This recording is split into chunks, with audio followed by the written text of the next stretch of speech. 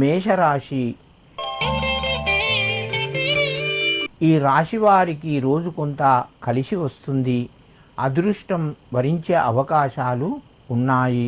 దూర బంధువుల నుంచి శుభవార్తను వింటారు. మిత్రులకు మీరు కొంత సహాయం చేయగలుగుతారు.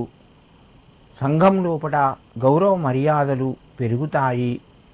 కుటుంబ సభ్యుల యొక్క సహకారము సంపూర్ణంగా ఉంటుంది.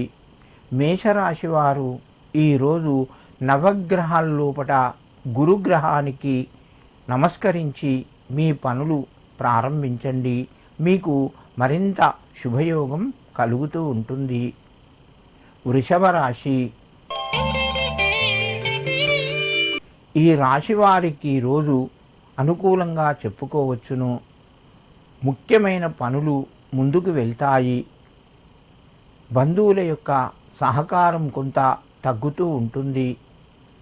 మిత్రుల యొక్క సహకారము పెరుగుతూ ఉంటుంది. ఉద్యోగ రంగంలో రాణిస్తారు. విదేశీ యానానికి సంబంధించినటువంటి పనులు ముందుకు వెళ్తాయి. వృషభ రాశి వారు వ్యాపార రంగంలో ఈరోజు కొంత కలిసి వస్తుంది. శుభవార్తను వింటారు. ఈ రాశివారు ఈరోజు గురు దత్తాత్రేయాయ నమః అని చెప్పి దత్తునికి నమస్కరించి మీ పనులు ప్రారంభించండి. మీకు మరింత శుభయోగం కలుగుతూ ఉంటుంది. మిథున రాశి. ఈ రాశి వారికి ఈరోజు మధ్యమ స్థాయిగా చెప్పవచ్చును. ఆదాయ మార్గాలు పెరుగుతాయి. కుటుంబ సభ్యుల యొక్క సహకారము కొంత తగ్గే అవకాశం ఉన్నది. మిత్రుల యొక్క సహకారం కూడా మధ్యమ స్థాయిలో ఉంటుంది. దూర ప్రయాణాలు చేయవలసి వస్తుంది.